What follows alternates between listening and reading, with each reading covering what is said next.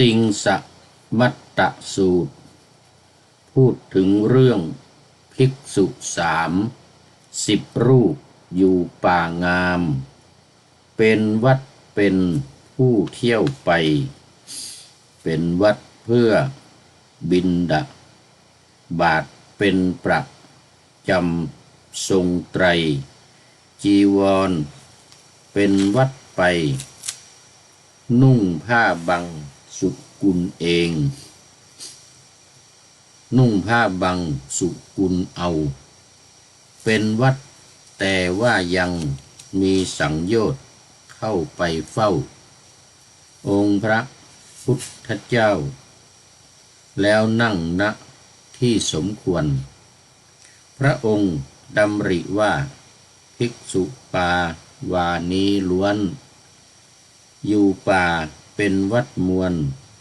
บิณฑบาตเป็นวัดไปนุ่งห่มผ้าบังสุกุลเป็นผู้ทรงผ้าไตรจีวรเป็นวัดไปแต่มีสังโยชน์ทุลี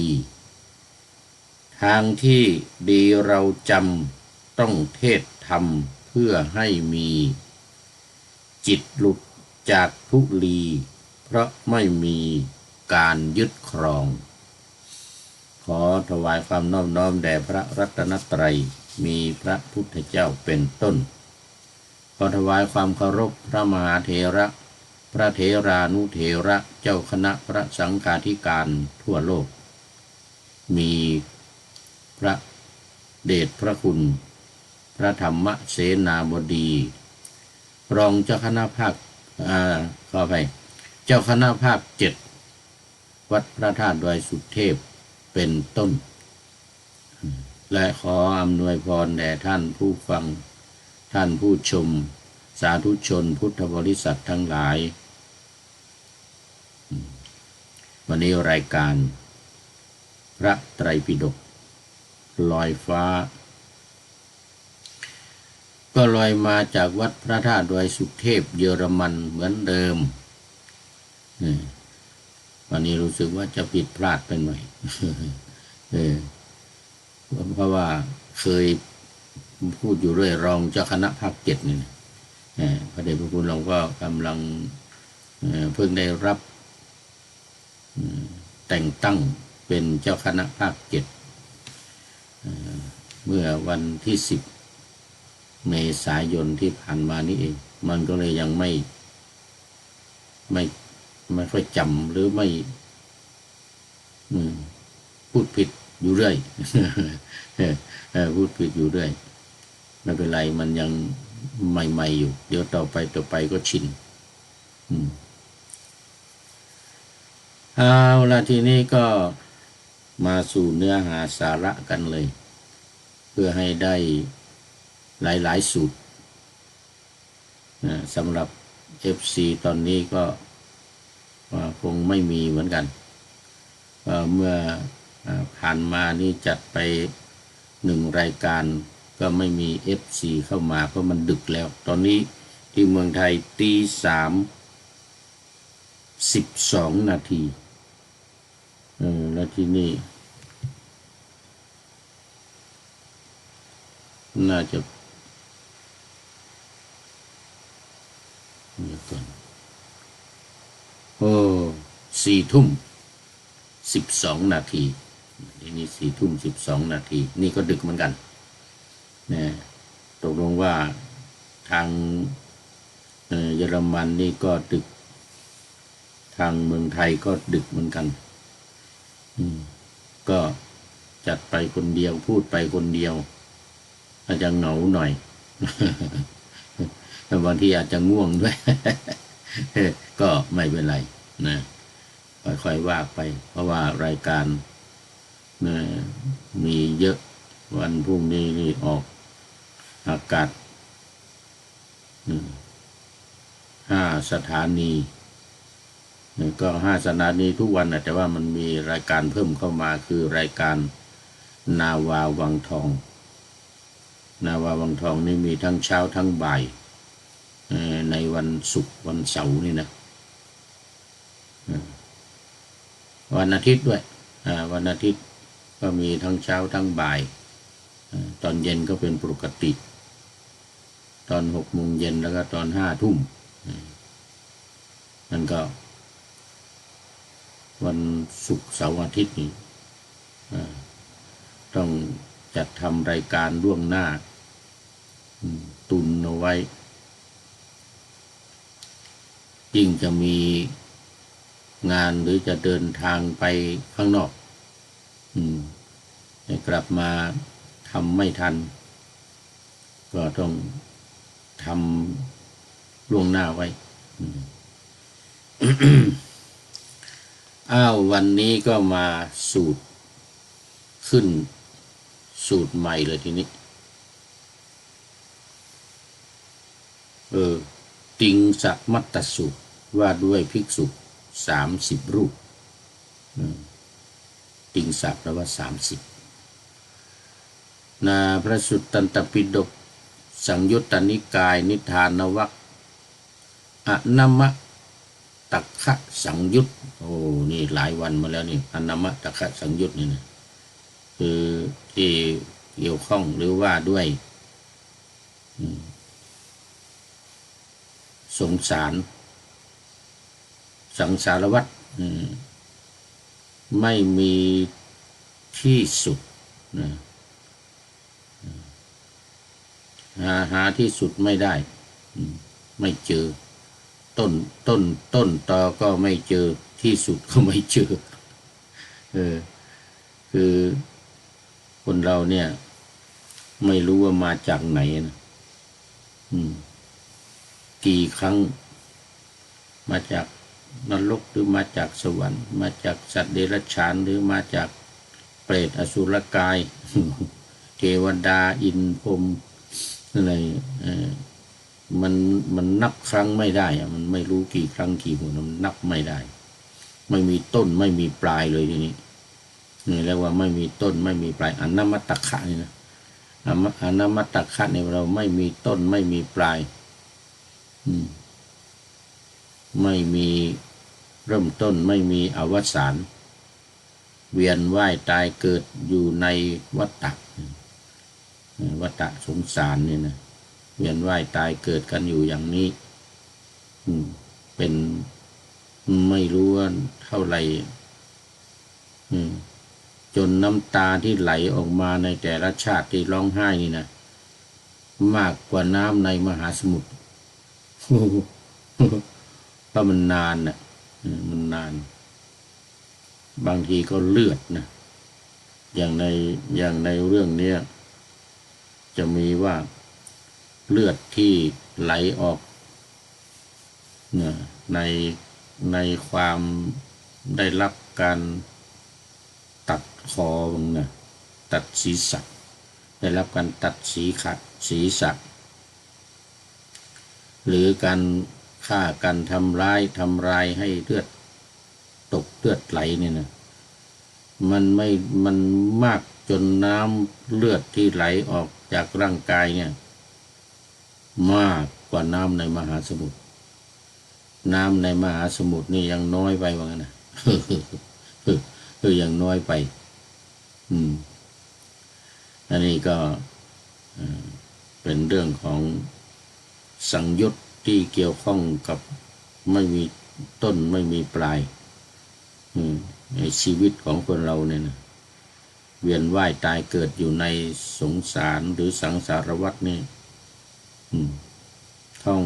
เที่ยวไปโดยไม่มีที่สิ้นสุดเรื่องติงสมัตตสูตรนี่ก็เหมือนกันสูตรของภิกษุ30 รูปนี่นะนี่ก็พระผู้มีพระภาคอันนี้ย้ายที่อยู่อันนี้เวรุวัน ทุกทีจะเป็นสาวัตถีจะเป็นเชตวันสาวัตถีแต่อันนี้เป็นเวรุวันราชคฤห์นี่กรุงราชคฤห์เขตกรุงราชคฤห์วัดเวรุวันนี่อยู่ในกรุงราชคฤห์ครั้งนั้นภิกษุชาวเมืองปาวาประมาณ30 รูป ทั้งหมดล้วนเป็นภิกษุผู้อยู่ป่าเป็นวัดเมืองปาวานี่ก็เป็นเมืองที่อยู่ไกลนะนี่จากราชคฤห์ไปกุสินารานี่ก็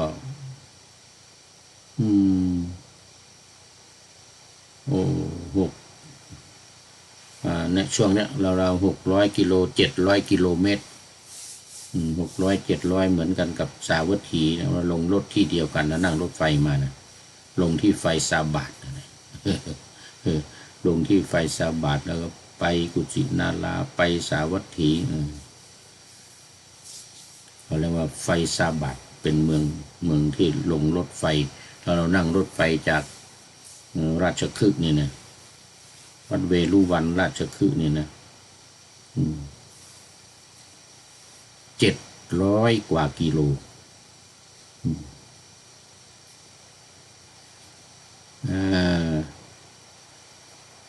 เข้ามานะแต่ว่าเป็นผู้อยู่ป่า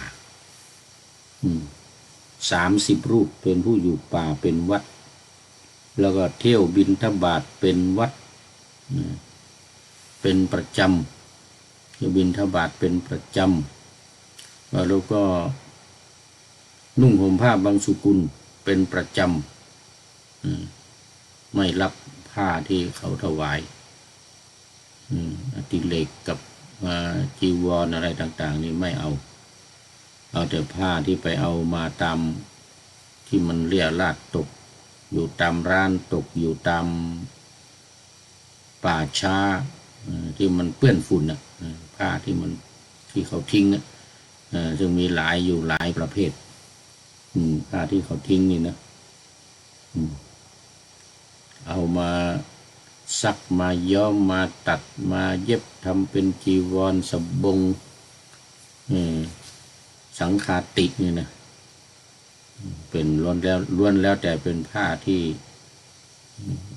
ตกไปตามที่ต่างๆไม่มีคนเอามาถวายไปหาเองไปเก็บออกมาเอง30 รูปไปหาที่ไหนแต่คนตายมันเยอะนะพอตายเสร็จแล้วเขาก็เอาทิ้งเลยนะเขาก็เอาผ้าทิ้งบิณฑบาตเป็นวัดนุ่งห่มผ้าบางสุกุลเป็นวัดแล้วก็อะไรอีก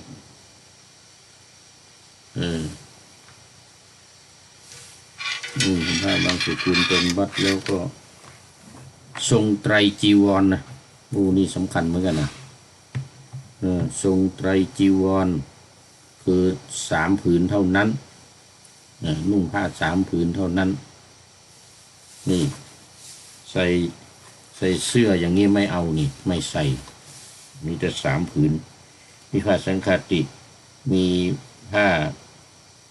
อุตราสงฆ์แล้วก็อันตรวาสกผ้าตุ้งข้างในผ้าสบงอุตราสงฆ์นี่นุ่งห่มข้างนอกคุมไหล่คุมไหล่อุตระ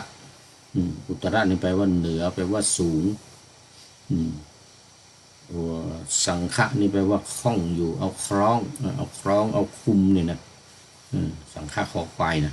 ไม่ใช่คอละขังมันเป็นอุตราสงฆ์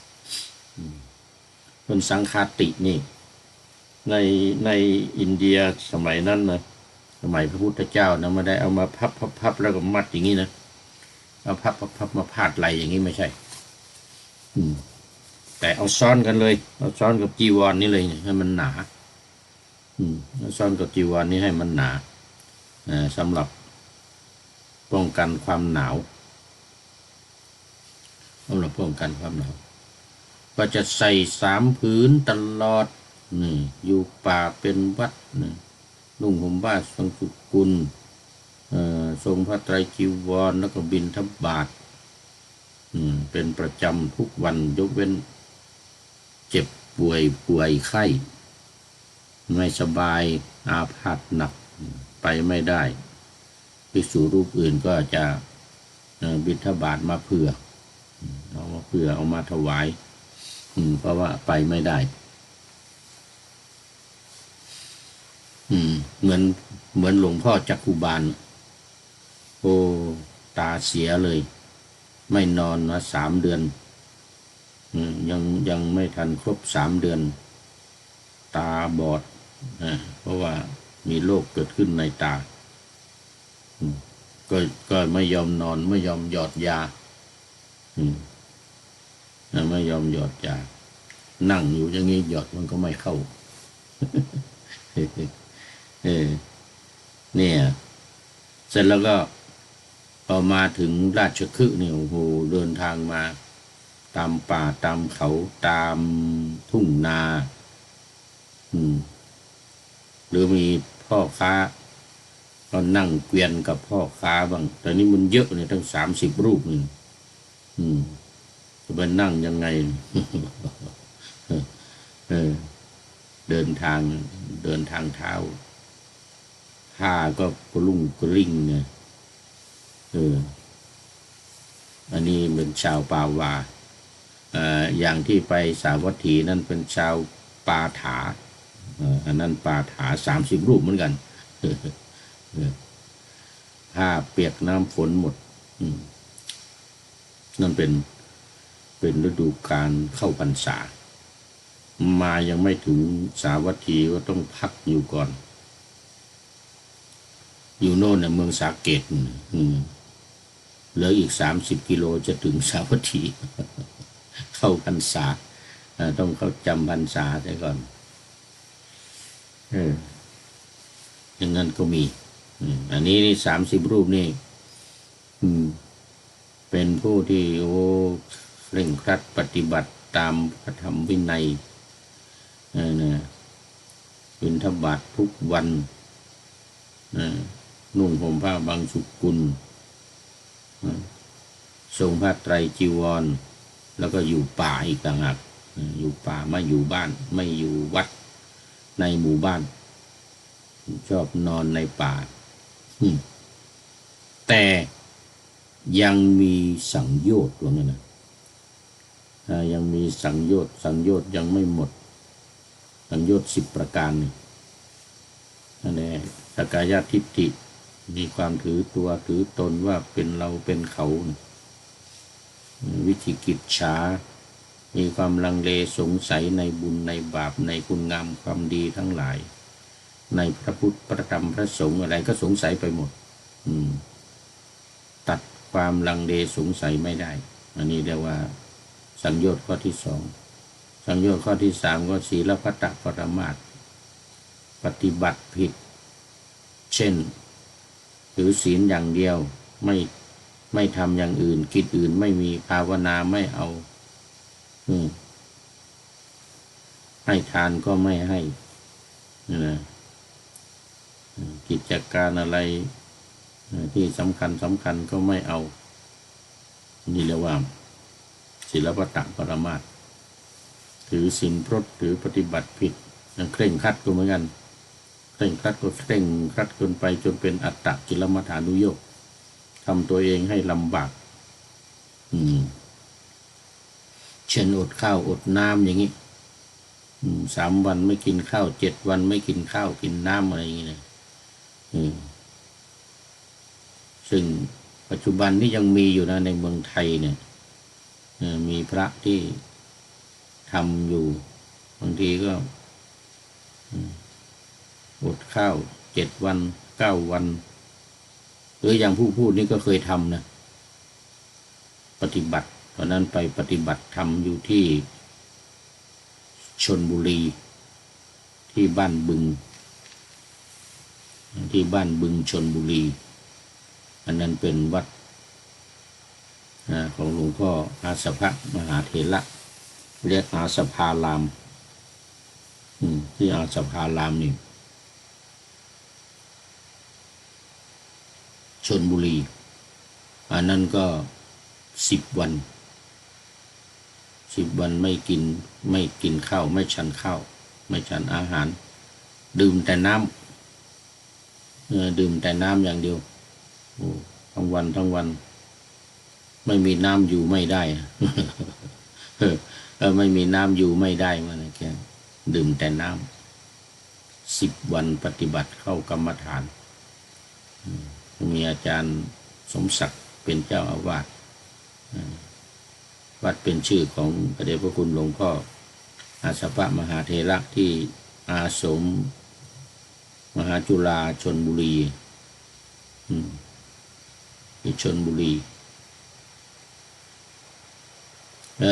มหาจุฬาอาสม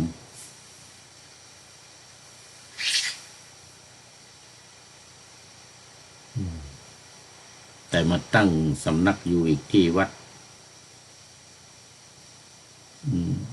อาสภารามเนี่ยอำเภอบ้านบึง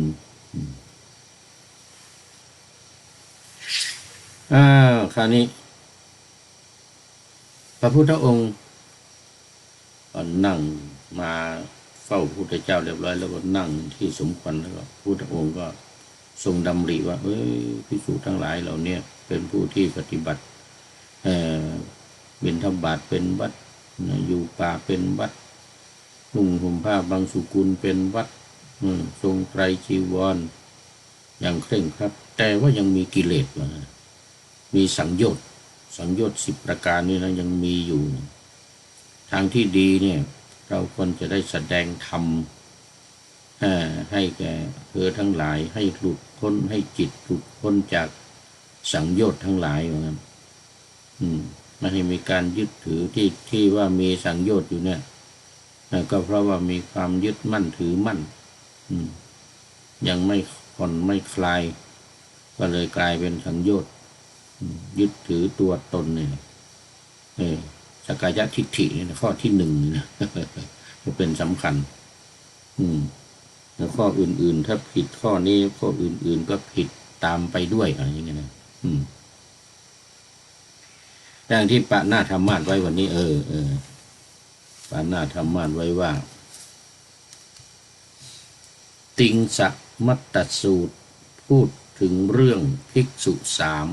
10 รูปอยู่ป่างามเป็นวัดเป็นผู้เที่ยวไปเป็นวัดเพื่อบิณฑบาตเป็นประจำทรงไตรจีวรเป็นวัดไปนุ่งผ้าบางสุกุลเอาเป็นวัดแต่ว่ายังมีสังโยชน์เข้าไปเฝ้าองค์พระพุทธเจ้าแล้วนั่งณที่สมควรพระองค์ดำริว่าภิกษุปาวานี้ล้วนอยู่ป่าเป็นวัดมวลบิณฑบาตเป็นวัดไปนุ่งห่มผ้าบางสุกุลเป็นผู้ทรงผ้าไตรจีวรเป็นวัดไปแต่มีสังโยชน์ทุลีทางที่ดีเราจำต้องเทศธรรมเพื่อให้มีจิตหลุดจากทุลีเพราะไม่มีการยึดครองทีนี้ก็มาดูใจความที่มาในพระสูตรวันนี้ติงสะมัตตสูตรคือสมัยที่พระพุทธเจ้าประทับอยู่เวฬุวันเนี่ยเขตราชคฤห์เนี่ยนะครั้งนั้นภิกษุชาวเมืองปาวาประมาณ30 รูปทั้งหมดล้วนเป็นผู้ที่อยู่ป่าเป็นวัดเที่ยวบิณฑบาตเป็นวัดมุ่งผู้นุ่งห่มผ้าบางสุกุลเป็นวัดเป็นผู้ทรงผ้าไตรจีวรเป็นวัดแต่ยังมีสังโยชน์เข้าไปเฝ้าพระผู้มีพระภาคไว้นะขณะนั้นพระผู้มีพระภาคดำริว่าภิกษุพวกนี้ชาวปาวา30 รูปเนี่ยทั้งหมดล้วนเป็นผู้อยู่ป่าเป็นวัดเป็นต้นแต่ยังมีทุลีคือกิเลสยังมีสังโยชน์ทั้ง10 ประการกิเลสไม่ต้องพูดถึงราคะโทสะโมหะเต็ม ก็ยังอยู่เต็ม นะแต่ก็มีความประพฤติดีมีความปรารถนาดีเข้ามาเฝ้าพระพุทธเจ้าเราจะต้องแสดงธรรมพระองค์ก็ทรงเราเดี๋ยวเราต้องแสดงธรรมให้พวกเธอเนี่ยคลายกำหนัดละสังโยชน์ทั้ง10ประการเนี่ยนะกายทิฏฐิวิจิกิจฉาศีลวัตตปรามาสกามราคะปฏิฆะรูปราคะอรูปราคะมานะอุทธัจจะและอวิชชาเนี่ยนะทั้ง10เนี่ยนะโอ้ให้ห่างเหินไม่ให้ยึดมั่นถือมั่นไม่ให้ยึดติดไม่ให้มีอวิชชานี้อยู่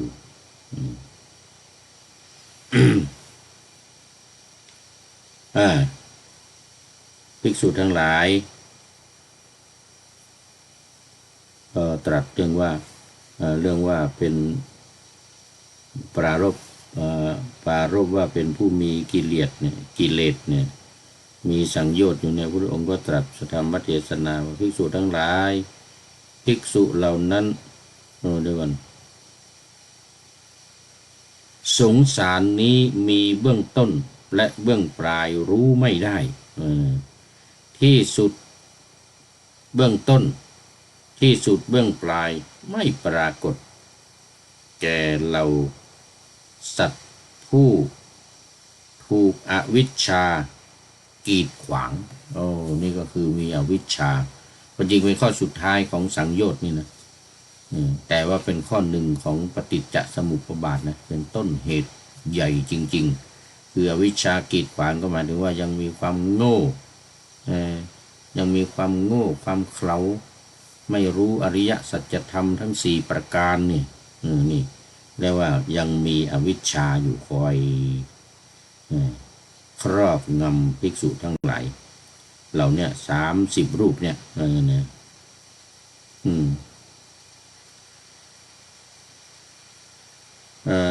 ไม่ปรากฏผูกตัณหาผูกไว้วนเวียนท่องเที่ยวไปเธอทั้งหลายจะเข้าใจความนั้นว่าอย่างไรโลหิตที่หลั่งไหลของเธอทั้งหลายผู้ถูกตัดศีรษะวนเวียนท่องเที่ยวไปโดยการละนานนี้กับน้ำในมหาสมุทรทั้ง4อย่างไหนจะมากกว่ากันอันนี้ก็มาเรื่องของอนัมมตคะเหมือนเดิมเลยแต่ก็สิ่งเปรียบเทียบวันนี้เปรียบเทียบด้วยน้ำในมหาสมุทรกับเลือดนะที่พวกเธอถูกตัดคอถูกทำร้ายทำอันตรายถูกโทษเนี่ย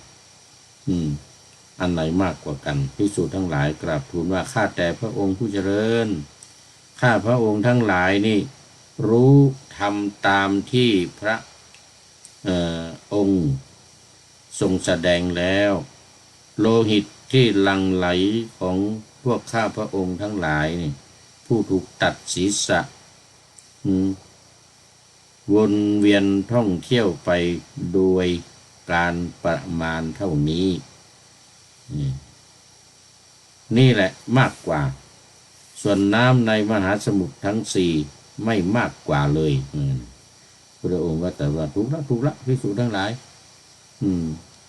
การที่เธอทั้งหลายวนเวียนอยู่ถูกฆ่าถูกทำลายเป็นสัตว์เป็นมนุษย์น้ำเลือดที่ไหลออกจากร่างกายของพวกเธอเนี่ยที่ถูกตัดคอบ้างถูกฆ่าบ้างถูกทำร้ายบ้างเนี่ยนะมันมากยิ่งกว่าน้ำในมหาสมุทรว่ามากกว่าน้ำในมหาสมุทรภิกษุทั้งหลายเมื่อเธอทั้งหลายถูก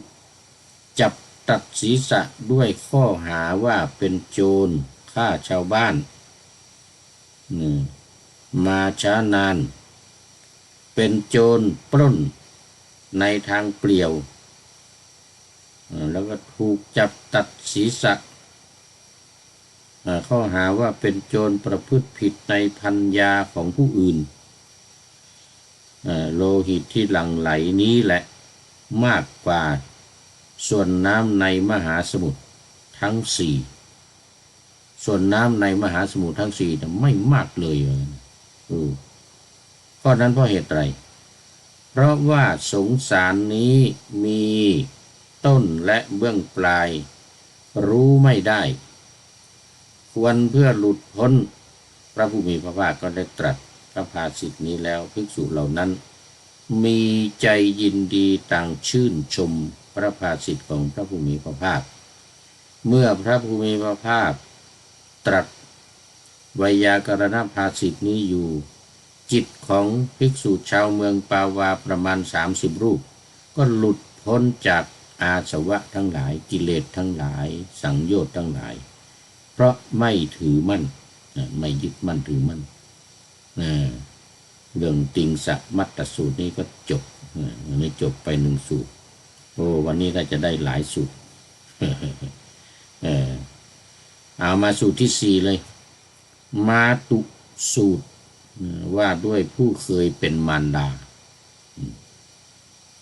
พระผู้มีพระภาคก็ประทับอยู่นิสาวัตถีวัดเชตวันตรัสกับภิกษุทั้งหลายว่าภิกษุทั้งหลายสงสารนี้มีเบื้องต้นและเบื้องปลายรู้ไม่ได้สัตว์ผู้ไม่เคยเป็นมารดาโดยกาลนานนี้มิใช่หาได้ง่ายเลยข้อนั้นเพราะเหตุไรเพราะว่าสงสารนี้มีเบื้องต้นและเบื้องปลายไม่รู้ไม่ได้เพราะฉะนั้นสัตว์ที่เคยเป็นมารดาของเราหรือของคนอื่นที่อยู่ในบ้านในเรือนเนี่ยมันก็นานหาที่สิ้นสุดไม่ได้เหมือนกันนี่อันนี้มาตุสูตรก็จบสั้นๆก็เพราะว่า จะอ้างหลักฐานหรืออุปมาอุปไมย ขอไปเนี่ยนะว่าที่ไม่เคยเป็นมารดากันคนเราเนี่ยนะที่เกิดมากันเนี่ยเคยอยู่ด้วยกันหมดบางทีเป็นพ่อเป็นแม่บางชาติเป็นลูกบางชาติเป็นสามีภรรยากันบางชาติก็เป็นปู่ย่าตายายอะไรเนี่ยอยู่ด้วยกันร่วมกันมาเนี่ยคนที่ไม่เคยเป็นสามีภรรยากันนี้ไม่มีเลยคนที่ไม่เคยเป็นมารดาก็ไม่มีเหมือนกันเคยเป็นมารดาของเราคนนั้นคนนี้เคยเป็นมารดาของเราเคยเป็นแม่คนผู้ชายก็เหมือนกันก็เป็นพ่อเนี่ยนับครั้งนับชาติไม่ถ้วนนี่สูตรที่4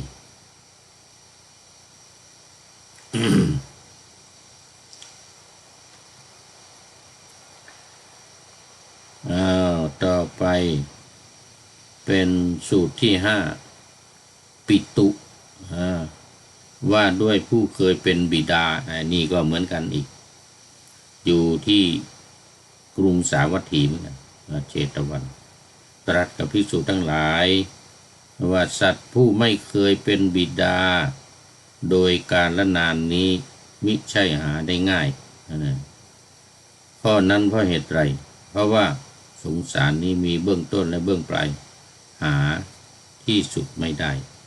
ดังนั้นเราจึงควรที่จะเบื่อหน่ายคลายกำหนัด แล้วก็ปฏิบัติเพื่อหลุดพ้นจากสงสารนี้ที่มัดสัตว์ทั้งหลายไว้นี้เมื่อกี้นี้แม่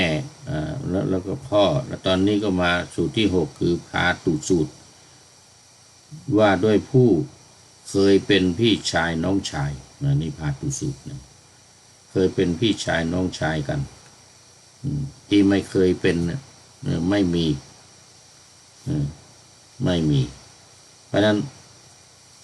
สัตว์ผู้ที่เคยเป็นพี่ชายน้องชายกันเนี่ยกาลนานเนี่ยไม่เคยเป็นนะหาได้ไม่ง่ายไม่ใช่หาได้ง่ายนะแต่หายากที่ไม่เคยเป็นพี่ชายน้องชายกันพักที่นี้อีกสูตรที่7นี่ไปเร็วๆหน่อยเพราะว่ามัน เนื้อความเหมือนเดียวกันเปลี่ยนแต่ตัวละครตัวละครอันนี้เป็นน้องสาวเคยเป็นพี่สาวน้องสาวเนี่ยนะสัตว์ผู้ไม่เคยเป็นพี่สาวน้องสาวเนี่ยหาได้ยากส่วนใหญ่จะเคยอยู่ร่วมกันพ่อแม่เดียวกันเป็นพี่เป็นน้องกันพระคินิก็จบอีก จบอีกเหตุผลก็คือว่าสงสารเนี่ยมันไม่มีต้นไม่มีปลายรู้ไม่ได้นะรู้ต้นตอของสงสารนี้ของแต่ละคนมานี่ไม่ได้เลยข้อที่8ปุตตะบ้างสูตรที่8บุตรนะผู้เคยเป็นบุตรโอ้มันเคยเป็นบุตรกันมาทั้งนั้นเคยเป็นลูกกันมาทั้งนั้นที่ไม่เคยไม่มี9ทีตูสูตรก็เหมือนกันธิดาคือลูกสาวคนที่ไม่เคยเป็นลูกสาวกันเนี่ยไม่มีหรือมีก็หาได้ยากหาได้น้อยส่วนใหญ่ก็เคยเป็นสามีปัญญาเป็นลูกเคยเป็นลูกเคยเป็นบิดาเคยเป็นธิดากันมาแล้วในข้อที่142สูตรที่9ต่อไปเป็นสูตรที่10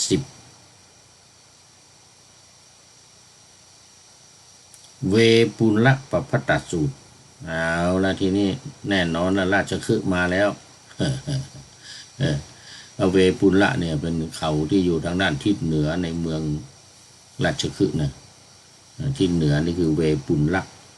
ทิศตะวันตกเฉียงเหนือเวภาระที่ทำสังขายนาครั้งแรกกันนะตะวันตกเฉียงใต้อิสิคิริและทิศใต้ก็ปันดวะมี5ลูกเด็กปัญจคีรีนครหรือเบญจคีรีนครวิปุลละนี่ปภัตตะว่าด้วยภูเขาเวปุลละสมัยหนึ่งพระพุทธเจ้าประทับอยู่ที่เขาคิชกูฏเขตกรุงราชคฤห์ณที่นั้นพระพุทธเจ้าภาคตรัสภิกษุทั้งหลายมาเราตรัสว่าภิกษุทั้งหลายสงสารนี้มีเบื้องต้นและเบื้องปลายรู้ไม่ได้ที่สุดเบื้องต้นที่สุดเบื้องปลายก็ไม่ปรากฏไม่มีแก่เราสัตว์ผู้ถูกอวิชชากีดขวางถูกตัณหาผูกไว้วนเวียนท่องเที่ยวไปนะเรื่องเคยมีมาแล้วภูเขาเวปุลละนี้ได้ชื่อว่าปาจินนวังสักสมัยนั้นหมู่มนุษย์ได้ชื่อว่าเผ่า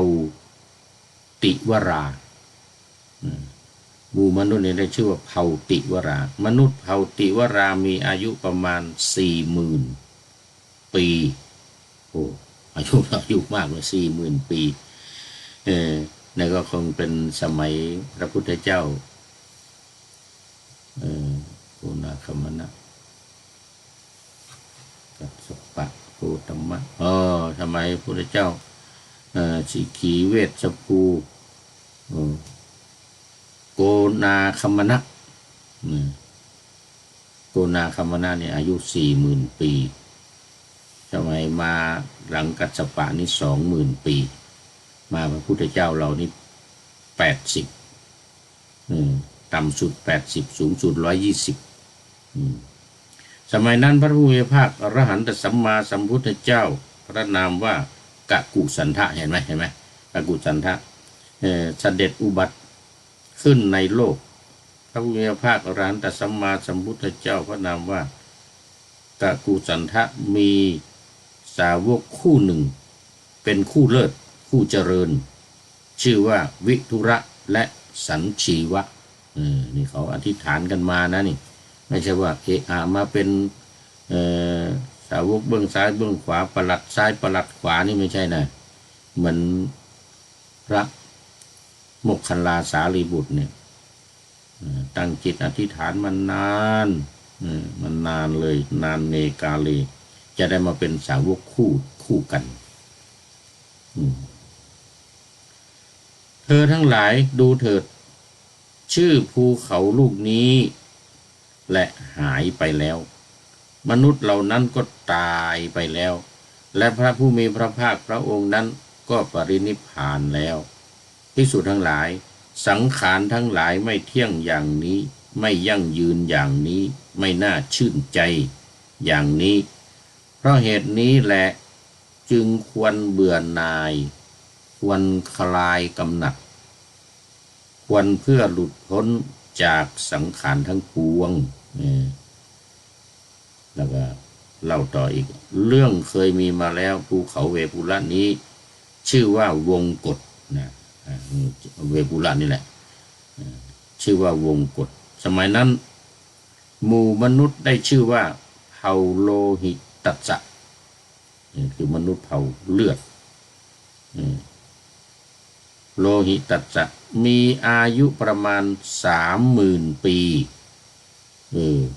มนุษย์เผ่าโลหิตตัสสะนี้นะขึ้นภูเขาวงกฏใช้เวลา3 วันลงก็ใช้เวลา3 วันสมัยนั้นพระผู้มีพระภาคอรหันตสัมมาสัมพุทธเจ้าพระนามว่าโกนาคมนะกับกุสันทะแล้วมาโกนาคมนะนะแล้วกัสสปะแล้วก็โคดมเสด็จอุบัติขึ้นในโลกพระผู้มีพระภาคอรหันตสัมมาสัมพุทธเจ้าพระองค์นั้นพระนามว่าโกนาคมนะมีสาวกคู่หนึ่งเป็นคู่เลิศผู้เจริญชื่อว่าพีโยสะและอุตระชื่อพียูสะและอุตระ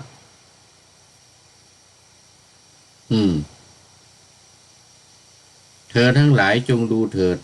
ชื่อภูเขาลูกนี้แหละหายไปแล้ว มนุษย์เหล่านั้นก็ตายไปแล้วพระผู้มีพระภาคพระนามว่าโกนาคมนะก็ปรินิพพานไปแล้วภิกษุทั้งหลายสังขารทั้งหลายไม่เที่ยงอย่างนี้ควรที่จะเบื่อหน่ายคลายกำหนัดและหลุดพ้นจากสังสารวัฏนี้เรื่องเคยมีมาแล้วภูเขาเวปุระนี้เหมือนกันชื่อว่าสุปัสสะสมัยนั้นหมู่มนุษย์ได้ชื่อว่าเผ่าสุปิยามนุษย์เผ่าสุปิยามีอายุประมาณ20,000 ปีอันนี้สมัยพระมหากัสสปะสมัยพระพุทธเจ้าพระนามว่ากัสสปะภูเขาสุปัสสะใช้เวลา2 วันลงก็ใช้เวลา2 วันขึ้นเป็นเวลา2 วันอันนี้สั้นหน่อยต่ำมาหน่อยพระ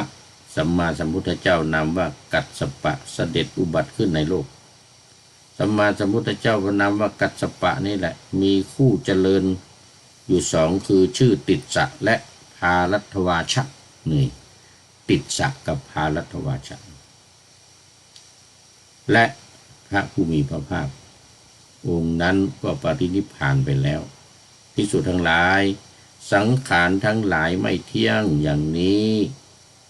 ควรเพื่อที่จะเบื่อหน่ายคลายกำหนัดแล้วก็หลุดพ้น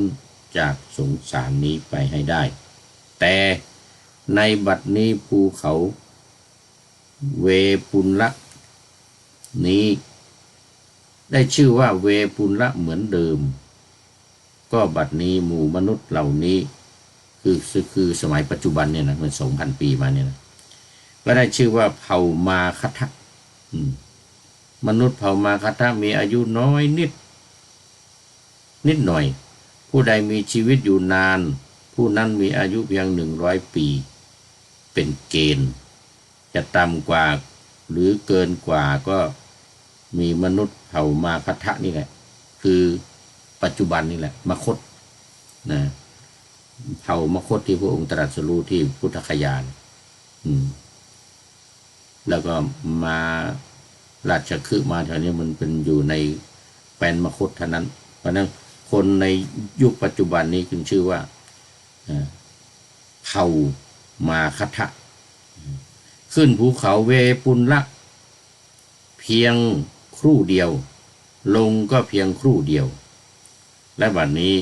เราเป็นพระอรหันตสัมมาสัมพุทธเจ้ามีสาวกคู่หนึ่งเป็นคู่เจริญชื่อว่าสารีบุตรและโมคคัลลานะสารีบุตรอยู่ข้างขวาโมคคัลลานะอยู่ข้างซ้าย ประหลัดขวาประหลัดซ้าย เหมือนกับพุทธเจ้าทุกองค์มาตั้งแต่โกนาคัมมนะกกุสันทะโกนาคัมมนะกัสสปะแล้วก็โคดมเนี่ย4 องค์สมัยนั้นภูเขานี้แลจักหายไปมนุษย์เหล่านี้ก็จักตายเราก็จักปรินิพพานภิกษุทั้งหลายสังขารทั้งหลายไม่เที่ยงอย่างนี้ไม่ยั่งยืนอย่างนี้ไม่น่าชื่นใจอย่างนี้เพราะเหตุนี้แหละจึงควรเบื่อหน่ายควรคลายกำหนัดควรเพื่อหลุดพ้นจากสังขารทั้งปวงหลุดพ้นจากสังขารทั้งปวงพระผู้มีพระภาคผู้สุคตศาสดาครั้นตรัสไวยากรณภาสิทธินี้แล้วจึงได้ตรัสคาถาประพันธ์ต่อไปว่าโอ้นี่มีคาถาด้วยภูเขาปาจีนวังสักของหมู่มนุษย์เผ่าติวราภูเขาวงกฏของหมู่มนุษย์เผ่าโลหิตัสสะภูเขาสุปัสสะของหมู่มนุษย์เผ่าสุปิยาและภูเขาเวปุลละของหมู่มนุษย์เผ่ามาคทะสังขารทั้งหลายไม่เที่ยงหนอมีความเกิดขึ้นและความเสื่อมไปเป็นธรรมดาเกิดขึ้นแล้วย่อมดับไปความเข้าไปสงบแห่งสังขารเหล่านั้นเป็นความสุขอันนี้ก็จบพอดีโอ้แต่เวลายังไม่หมด ยังต้องนำมาพูดคุยกันอีกในสูตรต่อไปสูตรนี้จบรวมพระสูตรที่มาในวรรคนี้ก็มีทุกขตัดสูตรสุขิตัดสูตรติงสามัตตัดสูตรมาตุปุตตัดสูตรปิตุสูตรพาตุสูตรภคินิสูตรปุตตะสูตรทีตุสูตรแล้วก็เวปุลละปัปปตะสูตรนี่ยาวกว่าเพื่อนเวปุลละปัปปตะนี่นะ10 สูตรในอนามตคะสังยุตในอนามตคะสังยุต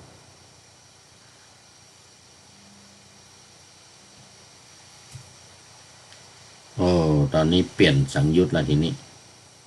อสุตันตะนิทานวรรคเหมือนเดิมแต่ว่าเปลี่ยนเป็นกัสสปะสังยุตคือเกี่ยวข้องกับพระกัสสปะพระพุทธเจ้านามว่ากัสสปะนะในนี้เป็นหลักก่อนองค์ที่3ก่อนองค์ที่4คือเจ้าโคตมะของเราในปัจจุบันอันนี้ก็สูตรที่1เป็นสันตุถสูตรว่าด้วยความสันโดษ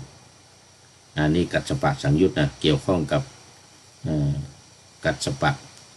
พระผู้มีพระภาคตัวนี้ประทับอยู่กรุงสาวัตถีวเชตวันภิกษุทั้งหลายกัสสปะนี้เป็นผู้สันโดษด้วยจีวรตามมีตามได้และกล่าวสรรเสริญความสันโดษด้วยจีวรตามมีตามได้ทั้งไม่ประกอบการแสวงหาผิดที่ไม่สมควรเพราะเหตุแห่งจีวรไม่ได้จีวรก็ไม่กระวนกระวายจีวรแล้วก็ไม่ติดใจในจีวรไม่หลงจีวรไม่ติดใจจีวรไม่พัวพันมองเห็นโทษมีปัญญาเครื่องสลัดใช้สอยอยู่กัสสปะนี้เป็นผู้สันโดษด้วยบิณฑบาตตามมีตามได้และกล่าวสรรเสริญเจริญสรรเสริญความสันโดษด้วยบิณฑบาตตามมีตามได้ทั้งไม่ประกอบการแสวงหาผิดที่ไม่สมควรเพราะเหตุแห่งบิณฑบาตไม่ได้บิณฑบาตก็ไม่กระวนกระวายและได้บิณฑบาตแล้วก็ไม่ติดใจไม่หลงไม่พัวพันมองเห็นโทษมีปัญญาเครื่องสลัดออกบริโภคอยู่กัสสปะนี้เป็นผู้สันโดษ ด้วยความด้วยเสนาสนะตามมีตามได้กล่าวสรรเสริญความสันโดษด้วยเสนาสนะคือที่อยู่ที่อาศัยนะได้บิณฑบาตนะคือได้อาหารนะตามมีตามได้ทั้งไม่ประกอบการแสวงหาผิดที่ไม่สมควรนะเพราะเหตุแห่งเสนาสนะไม่ได้เสนาสนะก็ไม่กระวนกระวายไม่ได้เสนาสนะแล้วก็ไม่ติดใจไม่หลงเมื่อได้แล้วนะก็ไม่ติดใจไม่ลุ่มหลงมัวเมาไม่พัวพันมองเห็นโทษมีปัญญาเครื่องสลัดออกแล้วก็ใช้สวยเสนาสนะนั้นดังนั้นกัสสปะนี้จึงเป็นผู้ที่สันโดษด้วยปัจจัยเภสัชบริขารตามมีตามได้และกล่าวสรรเสริญสันโดษด้วยคิลานปัจจัยคือยานะและเภสัชบริขารตามมีตามได้ไม่ประกอบการแสวงหาที่ผิดที่ไม่สมควรเพราะเหตุแห่งคิลานปัจจัยเภสัชทั้งหลายบริขารทั้งหลายไม่ได้คิลานปัจจัยเภสัชบริขารก็ไม่กระวนกระวายไม่คิลานะได้คิลานปัจจัยเภสัชบริขารแล้วก็ไม่ติดใจไม่หลงไม่พัวพันมองเห็นโทษมีปัญญาเครื่องสลัดออกบริโภคอยู่มีปัญญาเครื่องสลัดออกภิกษุทั้งหลายเพราะเหตุนั้นเธอทั้งหลายพึงศึกษาอย่างนี้ว่าเราทั้งหลายจะเป็นผู้สันโดษด้วยจีวรตามมีตามได้และกล่าวสรรเสริญความสันโดษด้วยจีวรตามมีตามได้นั้นทั้งไม่ประกอบการแสวงหาผิดที่ไม่สมควรเพราะเหตุแห่งจีวรไม่ได้จีวรก็ไม่กระวนกระวายไม่เดือดร้อนไม่ติดใจไม่หลงไม่พัวพันมองเห็นโทษมีปัญญาเป็นเครื่องสลัดออกใช้สวยอยู่คือใช้นุ่งได้ห่มพึงทำอย่างนี้ทุกบทเราทั้งหลายจะเป็นผู้สันโดษด้วยบิณฑบาตตามมีตามได้เป็นต้นก็เป็นผู้ที่สันโดษด้วยเสนาสนะตามมีตามได้เป็นต้นเป็นผู้สันโดษในคิลานะเภสัชบริขารทั้งหลายตามมีตามได้และกล่าวสรรเสริญความสันโดษคิลานะเภสัชวิชาตามมีตามได้ทั้งไม่ประกอบการแสวงหาผิดที่ไม่สมควรอีกด้วยภิกษุทั้งหลายเธอทั้งหลายพึงศึกษาอย่างนี้กล่าวสอนเธอทั้งหลายเราจะกล่าวสอนเธอทั้งหลายตามกัสสปะหรือผู้ใดพึงเป็นผู้เช่นกับกัสสปะเราจะกล่าวสอนให้ประพฤติตามผู้นั้นและเธอทั้งหลายผู้ได้รับโอวาทแล้วพึงปฏิบัติเพื่อความเป็นเช่นนั้นเหมือนกับกัสสปะบุตรของเราอันนั้นก็จะเรียกว่าบุตรของเรานะใครที่ได้บรรลุธรรมได้รู้ได้เป็นพระอรหันต์หรือแม้แต่ได้โสดาบันสกทาคามีอนาคามีนี่พระพุทธองค์ก็จะตรัสว่าบุตรของเราบุตรของเราวันนี้สันตุตสูตรนี้ก็จบพอดีเลยเป็นสูตรที่หนึ่งในกัสสปะสังยุตดูเปลี่ยนมาเป็นสังยุตแรกแต่เรื่องนี้ยาวมากก็เกี่ยวข้องกับปัจจยสันนิสิตะคือปัจจัยเป็นเครื่องอยู่เป็นเครื่องอาศัยมีเครื่องนุ่งห่มเสื้อผ้านี่นะสองมีบิณฑบาตมีบิณฑบาตเป็นวัดแล้วก็สาม เป็นผู้ที่มีความสันโดษมีความสันโดษนี่ก็เป็นคุณสมบัติที่สำคัญแล้วตอนนี้ดูไปดูมาเวลาหมดพอดีเวลาหมดพอดีสูตรว่าด้วยคิลานะเภสัชว่าด้วยปัจจัยทั้งหลายนี่ก็จบพอดีเรียกว่าสันโดษความสันโดษในปัจจัยสี่อาหารบิณฑบาตข้าวเครื่องนุ่งห่มที่อยู่ที่อาศัยแล้วก็ยารักษาโรคว่าวันนี้สันตุตถสูตรที่สามนี่ก็จบขอไปสูตรที่หนึ่ง สูตรที่หนึ่งในกัสสปะสังยุตนะแล้ววันนี้ก็หมดเวลาคงจะต้องได้นำรายการพระไตรปิฎกลอยฟ้านี่จากท่านผู้ฟังท่านผู้ชมเนี่ยในขณะนี้ไปก่อนแล้วจะย้อนมาใหม่ในวันหลังจะย้อนมาใหม่ในวันหลังเพื่อให้ท่านทั้งหลายได้รับฟังพระธรรมเทศนังเหมือนดังเดิม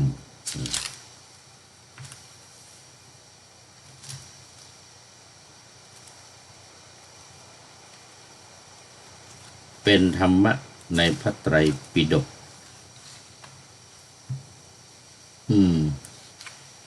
เดี๋ยวนี้อย่าผิดไปอย่าลืมเปิดวิทยุหรือเครื่องรับโทรศัพท์โมบายคอมพิวเตอร์ผัง YouTube เฟซเพจไลน์ให้ดังๆเพื่อชมฟังรายการวันต่อไปขอทุกท่านมีความสุขทุกคืนวันนำธรรมะประกอบการงานทั้งหลายเช่นขยันทำงานทางวาจากายใจขวนขวายกิจการงานนาบำเพ็ญสาธารณประโยชน์เว้นสิ่งที่มีโทษโหดเยี่ยงสาประกอบแต่กรรมดีมีราคาแสวงหาเงินทองครองใจคนเสียสละพลทรัพย์นับมากน้อยไม่ให้ล้านก็ให้ร้อยไม่ด้อยผลเอื้อคนรวยช่วยคนยากฝากคนจนให้ทุกคนเท่ากันมาตรฐานเดียวขอเจริญพร